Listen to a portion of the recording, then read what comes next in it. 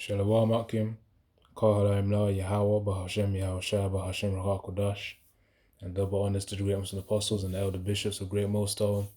Without the Yahawah, without the Yahushua, for the strength and all to make this video. And the earth is how you find it edifying and exhorting. Edify meaning to build up, exhort meaning to encourage. So to get straight through to the video, as I named it, doubt came through, but Yahawah exhorted him. And really, we could say Yahawah Shem Yahushua because of the account that I'm about to read. Well, really, I'm gonna go to the point because this is the one where, of course, he saw the burning bush. So, of course, there's this labeled here on the top. But I'm gonna start from verse 10 because, again, as the title goes, doubts came through, but Yahawah exhorted him. Because this was when, again, as it says in the title of this section, it says the mission of Moses. So, of course, he was about to uphold his responsibility, which is to free the children of Israel. He was the vessel of which the Most High used, to free Israel, the first Exodus. So, anyways, which the second Exodus is that great departure is going to be an even greater one than the first, because it will be through Yahushua first and foremost. And second of all, it will be a strange salvation, which means it will be via the chariots, aka UFOs. So anyways, future videos on that. Let me read on. So Exodus 3 and verse 10, so it says, the mission of Moses.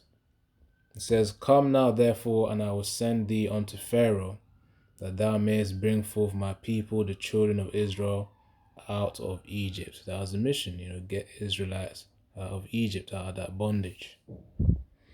Verse 11, and Moses said unto the Most High, who am I, that I should go unto Pharaoh, and that I should bring forth the children of Israel out of Egypt? Show the humility of Moses as well. He didn't really see himself as much. He was described as meek. So that's that. But it says, let me continue. It says, and he said, because the key part really is in Exodus 4. It says here, in verse 12, and he said, certainly I will be with thee, and this shall be a token unto thee, and that I have sent thee. When thou hast brought forth the people out of Egypt, ye shall serve the Most High upon this mountain. So Most High has pretty much given him the whole script, or the script pertained to that time. And Moses said unto the Most High, behold, when I come unto the children of Israel, and shall say unto them, the Most High the power of your fathers hath sent me unto you. And they shall say to me, what is his name? What shall I say unto them? So of course Moses asked, okay, what's your name? And this will be the beginning of that intimate spiritual connection between us and, of course, Yahawah Shem Yahushua, in spite of our multiple downfalls, as the scriptures have mentioned in different accounts, like Samuel and, of course, Exodus. So yeah, what is his name? What shall I say unto them? And 14, it says, and the Most High said unto Moses, I am that I am. And he said, thus shalt thou say unto the children of Israel, I am, hath sent me unto you. So of course, when you actually visualize it, when Moses would have came unto them, he wouldn't have said, I am is his name, because they would have looked at him like, is he tweaking? No. The point is that he would have said, he is that he is. Hence why, certain videos, of course, this one I wanted to get straight to the point. But certain videos, I always say, when we say Yahawah, it means he is, or he exists, or he is to be. Yah meaning he, and then Hawa meaning the existing one, which again refers to is, someone who exists. So he would have said he is that he is. So again, when the Most High said, I am that I am hath sent me unto you, Moses would have said he is sent him unto them. When I say him, I'm talking about Moses speaking here from his perspective. He would have said to the Israelites, he is sent me unto you. The other Negroes, Latinos, and Native American Indians. Of course, the other Israelites. So verse 15, and the Most High said, moreover, unto Moses, thus, again, that also just puts down the argument of his name meaning I am. I am isn't his name, man. So yeah, and I've already mentioned it multiple times. So yeah, it says here in verse 15, and the Most High said moreover unto Moses, thus shalt thou say unto the children of Israel, the Lord Yahawah power.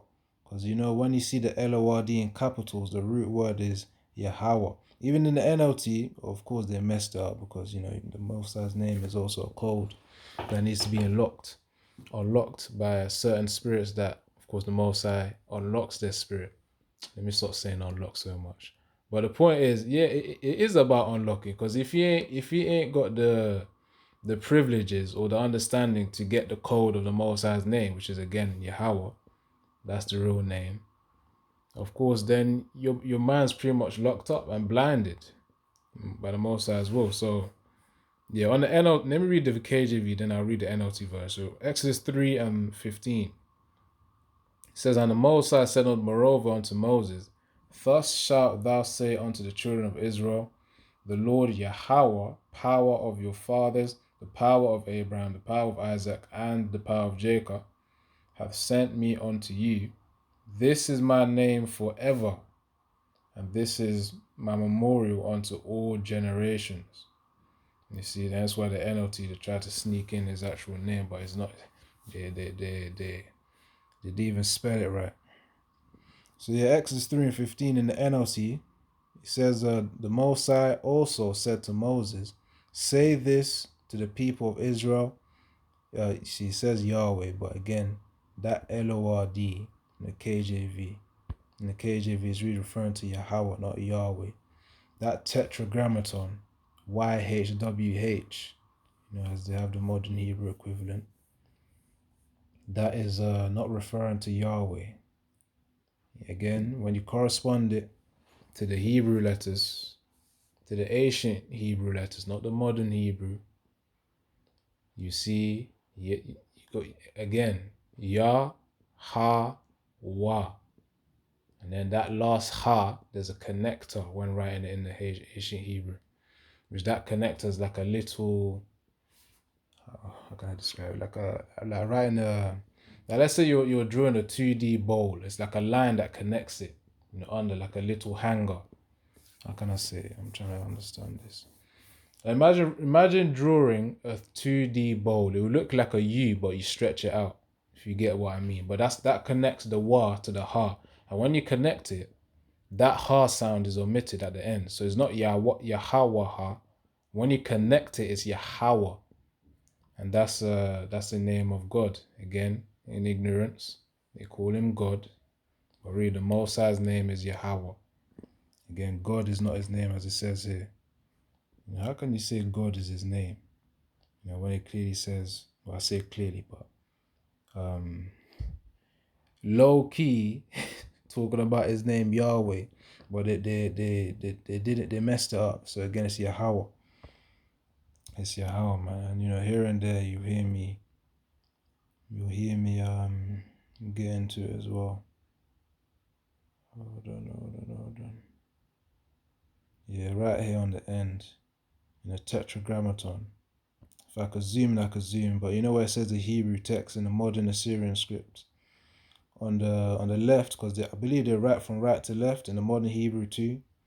But yeah, same way, Arabic got their influence from that as well. Anyways, besides the point, YHWH, man. On the far left here, near the recording sign. So that right there, converted to the ancient Hebrew, is Yahawah Ha. But there's a connector between the last letter and the third to the last letter in the tetragrammaton. Then it will be Yahawah. Anyway, so that's whenever you see LORD in capitals, you see Yahawah there. Alright, let's get to the root word.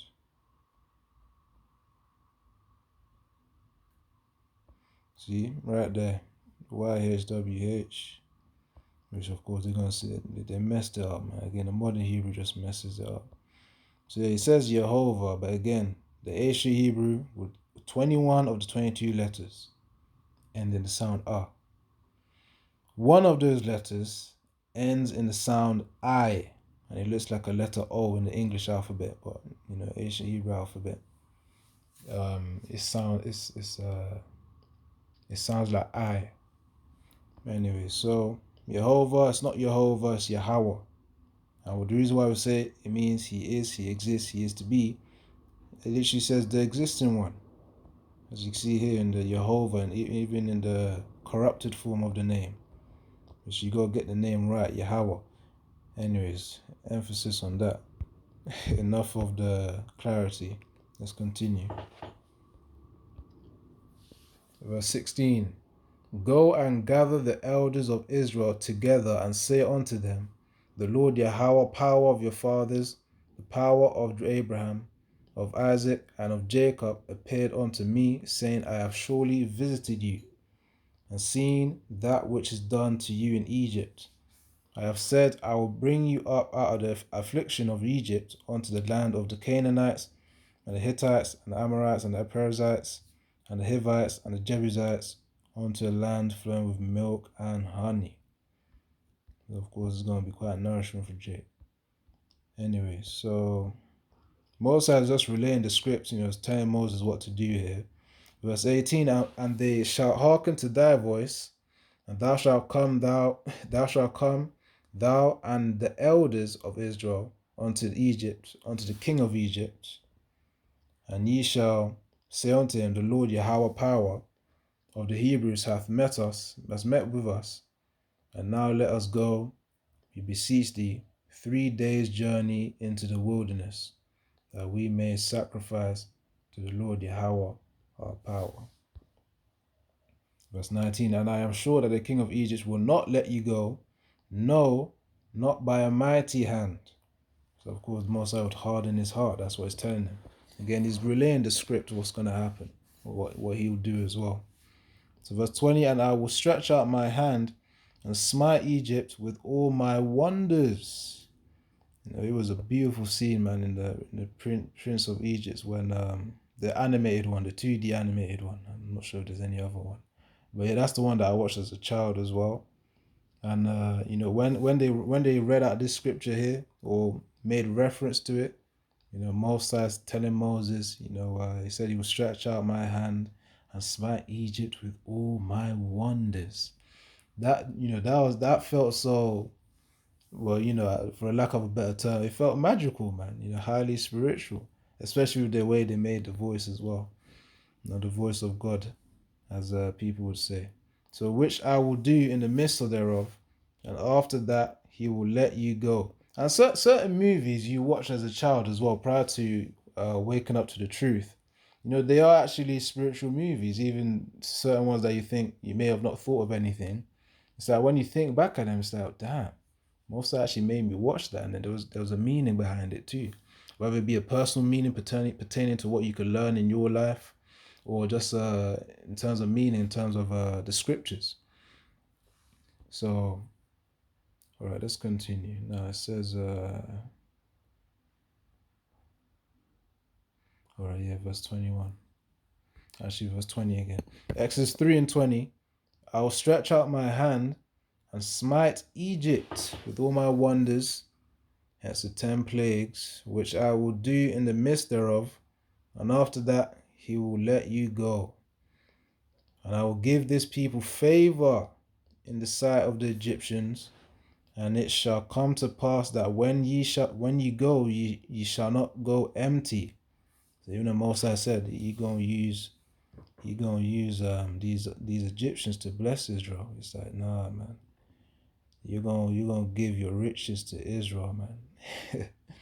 Which is quite cool, because get a foundation of setting up the systems of the kingdom. I say the kingdom, but setting up the systems of the Israelite rule, back in the day, for lack of a better way to say it.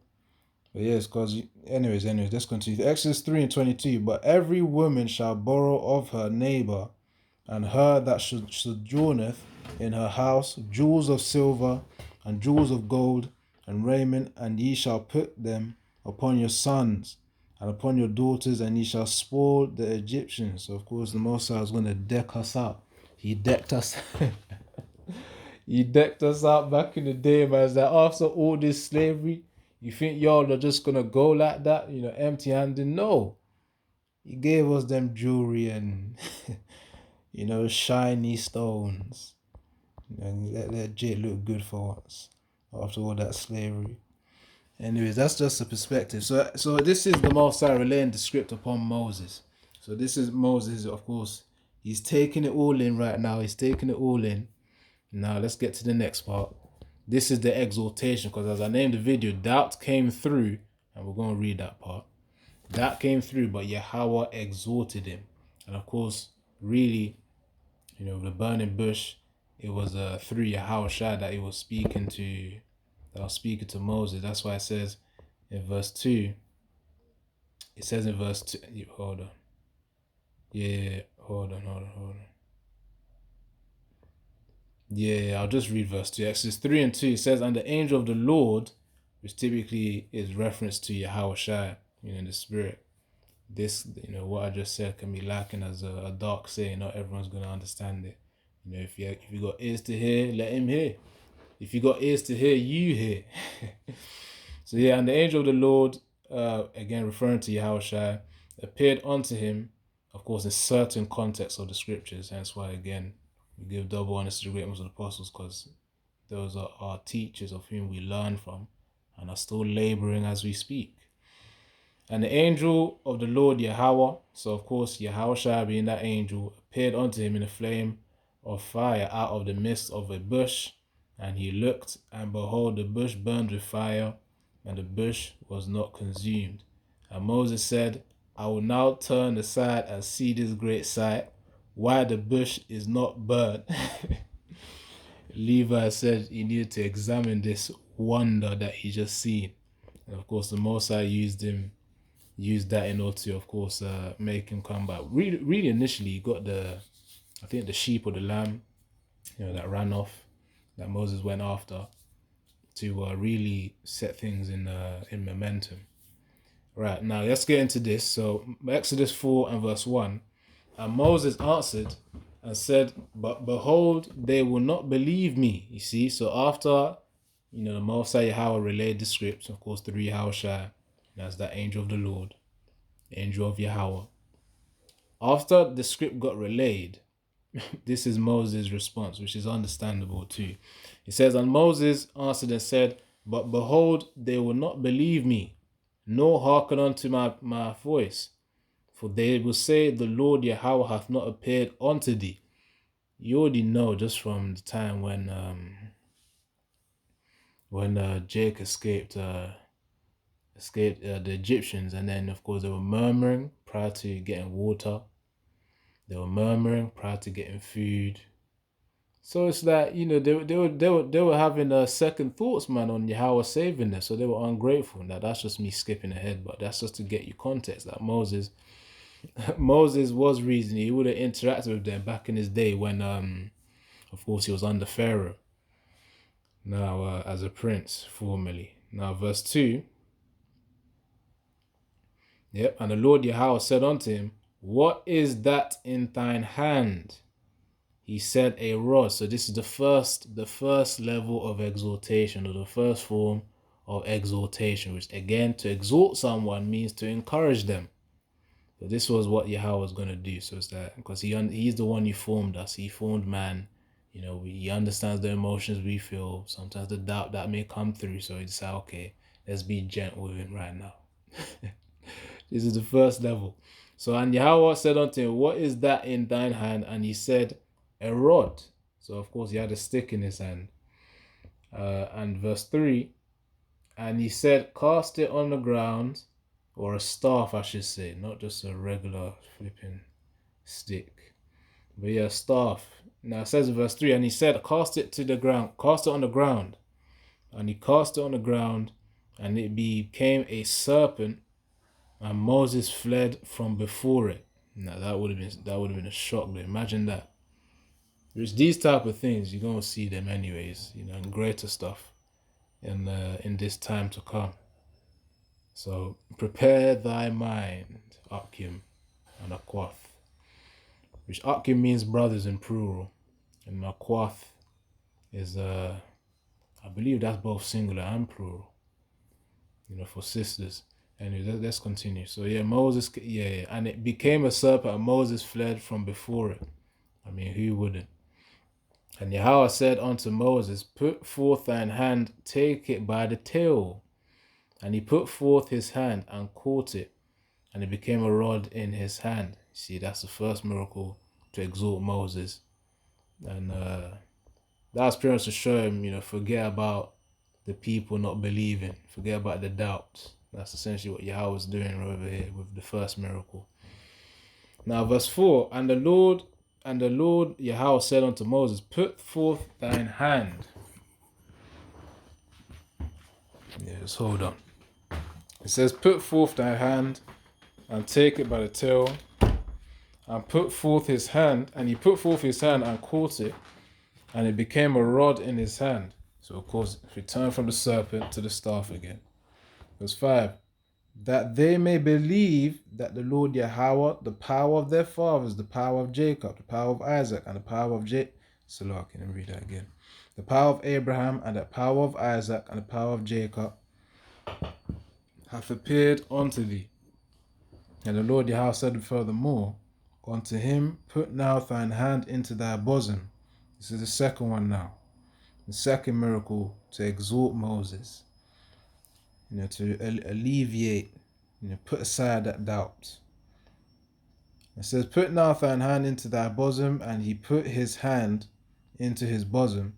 And when he took it out, behold, his hand was leprous as snow. It was leprous. It was white as snow. In fact, I'm going to read that in NLT. Exodus 4 and 6. And the Lord Yahweh said to Moses, now put your hand inside your cloak. So Moses put his hand inside his cloak, and when he took it out again, his hand was white as snow with a severe skin disease. He had that leprosy, man. People will say, how in the world would a so-called white man, have skin white as snow? Wouldn't it not have said only a severe skin disease? Why did it mention white as snow? For you lot, you think Israelites were flipping light skin, flipping Egypt. Done that case anyways. Sometimes when you read the scriptures, you got a reason, man. Certain Christians, they ain't reasoning. That's why, hold on, let me get back to this. Hence why, Apostle Gabar calls them wacky-tacky Christians. Things of which we would perceive as simple reasoning. It's like, okay, it makes sense. It makes sense for Jacob to be so-called dark-skinned. If we're going to go into the skin game right now. It makes darn sense. Which, to be fair, when beginning with the truth, the simple things, the basics is what we're getting to, in order to, we're pretty much getting to the truth, fishers of men. Simple bait for the fish to eat, the fish representing men, or those of whom wake up to the truth, really. First of all, starting with the men of Yahawah that need to wake up. So yeah, imagine that, winter time, let's say you got a jacket, you put your hand as a so-called, black man, or as a so-called Latino, or as a so-called Native American, of whom you're various shades of brown. Now imagine you put your hand in the pocket of your jacket, for instance, and then when you take it out, you see an Edomite-looking hand, a so-called white hand, with the rest of your body being melanated and, again, whatever shade of brown that you are. That's what Moses just witnessed. So again, you got to put 2 and 2 together to get 4, not 5. Anyways, let's continue. Exodus 4 and 7. And he said, put thine hand into thy bosom again. And he put his hand into his bosom again and plucked it out of his bosom to his chest. And behold, it was turned again as his other flesh. So as the rest of his body was, it turned from so-called white, white leprosy, to dark brown. Now verse 8, Exodus 4 and 8, and it shall come to pass if they will not believe thee. See, he showed them 2 signs. It's about to show the third. Exodus 4 and 8, and it shall come to pass if they will not believe thee, neither hearken to the voice of the first sign, that they will believe the voice of the latter sign, the third one. You see, that's why, again, 3 means understanding, because there is numerology in the Bible as well. 40 days. The number 40, number 7. 70. There's a lot of numbers in the scriptures as well. Certain numbers, even 4 as well. They have their meanings. And what else was this? I was getting to a point here. Oh yeah, 3 means understanding as well. So really, the third sign saw that these Israelites would understand that they have a power that's gonna make them escape now. Of course, not everyone had the high level of understanding, which of course we do have right now, where we had to go through the suffering to appreciate the reward as well, which is in the kingdom, and it's coming in due time. We know it's coming in due time because the mark of the beast infrastructure that's already here. Remember Agenda 2030. We're coming close, man. It's only 2026. It could be 4 years. And because of the fact that's the last one to go, don't be surprised if the Most High allows Babylon to achieve whatever pinnacle they want to achieve with this beast system. So again, whether that be by 2030 or a few years after, but again, it will be very, very quick and sudden as soon as that mark of the beast is released when it comes to Yahawah takeover. Alright, let's get back to topic. Exodus 4 and 9. And it shall come to pass, if they will not believe also these 2 signs, neither hearken unto thy voice, that thou shalt take of the water of the river and pour it upon the dry land. And the water which thou takest out of the river shall become blood upon the dry land. You see? And then them magicians, I think they call them Janus and Jambres. As you see in The Prince of Egypt. That was a beautiful movie, man. I remember watching that first time in year 3. I think year 3. What age is year 3? But it was young, man. It was young. It was like very super young. Like, I don't know. Was it like 5 years old or something? But I was in year 3, obviously the UK equivalent of primary school. Well, whatever equivalent that is in I think America they call it elementary school. But yeah, year 3, it was put out there in the school. And we watched it just before, parents came to pick us up. And that was a beautiful movie to see as a child. Wow. Then obviously when you wake up to the truth, you start to realize, oh, so that's why the Most High showed me this movie, because it's referring to us. You so-called Negroes, Latinos, and Native American Indians. The speckled bird out there. Can't forget the speckled bird. And it's Exodus 4 and 9. And again, speckled bird. On the outside, they look like heathens. But by the seed line of their fathers, they're actually Israelites. Now, and Jeremiah 12 and verse 9 for that scripture. Exodus 4 and 9. Didn't I just read that? Yeah. Exodus 4 and 10. And Moses said unto the Lord Yahawah, O my Lord, I am not eloquent, neither heretofore, nor since thou hast spoken unto thy servant, but I am slow of speech and of a slow tongue. What that meant was that he wasn't fluent with the Hebrew tongue, which makes sense considering he was brought up by Pharaoh's daughter, and they spoke the Egyptian lingo. So he wouldn't have been as fluent in Hebrew over time. So that would have been his second language, technically, if you want to think of it like that.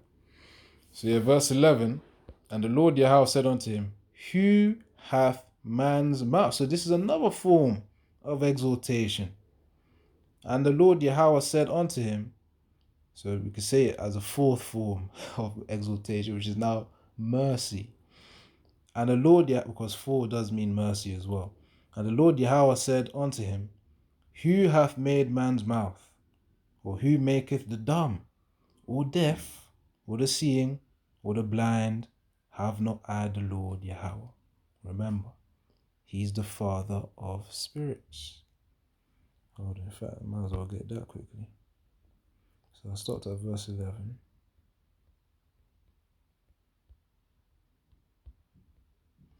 And of course, the Father of spirits can control however the vessel spawns into earth.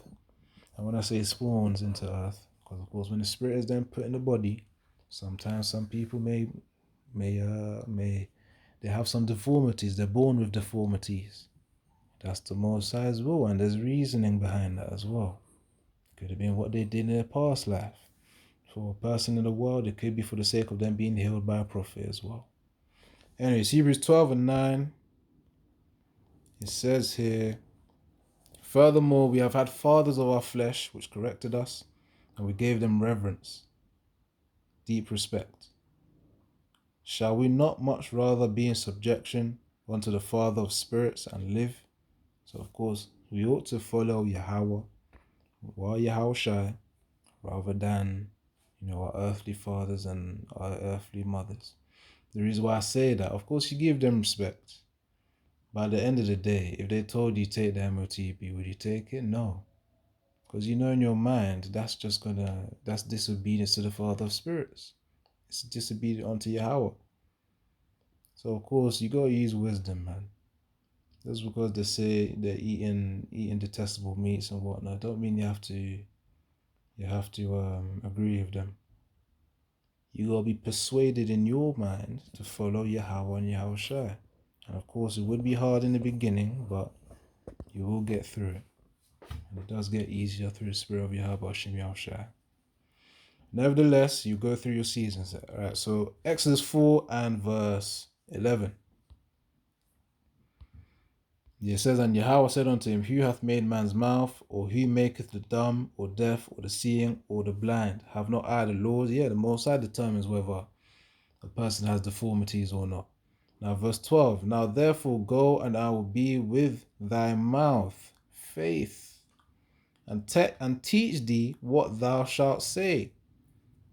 So that would have required faith, because and Moses thinking, it's that this is a second language, man. How am I gonna how am I gonna speak in Hebrew, man? Before before Israelites start to mock me. Before Israelites start to mock me for not being able to speak the lingo, the Hebrew lingo, properly. You know how JB, man, always mocking everything, every little thing. They always be finding a meme or a mock or something to just make a joke out of it. Anyway, so Exodus 4 and verse 12. Now therefore go, and I will be thy mouth, and teach thee what thou shalt say. So of course this would have required faith. And he said, O my Lord, send, I pray thee. So of course again, the doubts got the good of Moses, man. But again, it was the Most High's will, because Aaron came into the game after that. Now, Exodus 4 and 13. And he said, O my Lord, send, I pray thee, please, by the hand of him whom thou will send. So again, Moses was like, hey man, please, Baba Kosha, send someone who's good with the speech. And this was Yahweh's response, because again, it's impossible to please the Most High without faith. Hence why, he got the Most High got a little bit agitated at Moses from his response there. Which again, it's all a learning process at the end of the day. Exodus 4 and 14. And the anger of the Lord Yahweh was kindled against Moses. And he said, Is not Aaron the Levite thy brother? I know that I know that he can speak well, and also behold, he cometh forth to meet thee. And when he seeth thee, he will be glad in his heart. Verse 15. So yeah, Aaron entered into the game. He was going to be the mouthpiece, whilst Moses was going to be a God to the people, as the scriptures say. Well, it's about to say. So Right, Exodus 4:15, and thou shalt speak unto him and put words in his mouth, and I will be with thy mouth and with his mouth, and will teach you what ye shall do. And ye shall be thy spokesman unto the people, and he shall be, even he shall be to thee instead of a mouth, and thou shalt be to him instead of a God. So of course a power, on top of Aaron, and of course Aaron as a prophet, a spokesman to the people of Israel.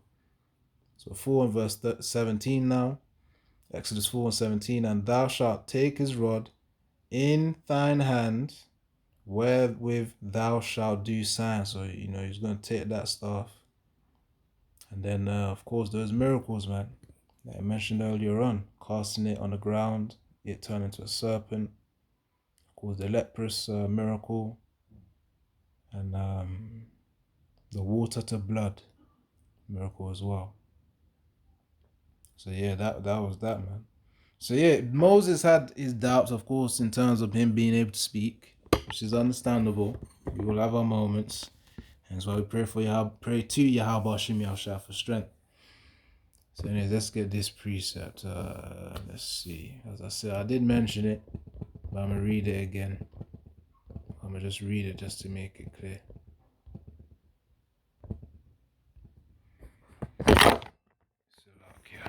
Now, verse Exodus 11 and verse 6. Hold on. Exodus 11. Hebrews 11 and verse 6. But without faith it is impossible to please him. Hence why the Most High was agitated when he said initially, I'ma guide your mouth. It's cool. But again, Moses was saying, please just send someone. So again, this was the early phases. You gotta remember, this was the early phases. His faith was being built up as well. So yeah, that's something to consider. Now, Hebrews 11 and verse 6, but without faith it is impossible to please him, for he that cometh to the Most High must believe that he is, which is literally the meaning of his name. He is, he exists, he is to be, and that he is a rewarder of them that diligently seek him. So hence why again he was agitated, because the faith wasn't shown. But again, early phases, we all have our moments. That's why we pray for mercy, we pray for strength, Salakia, for their moments of weakness that faith ain't shown. And again, you'll have many tests, in order to go through, so that your faith increases as well. To the substantial point where, you're strong now, and you ain't flipping, getting tossed to and fro by any wind of doctrine, or rather any words of men with a sleight of hand. Anyway, so all right, final precept, I'm gonna wrap it up, because the point really is easy to understand.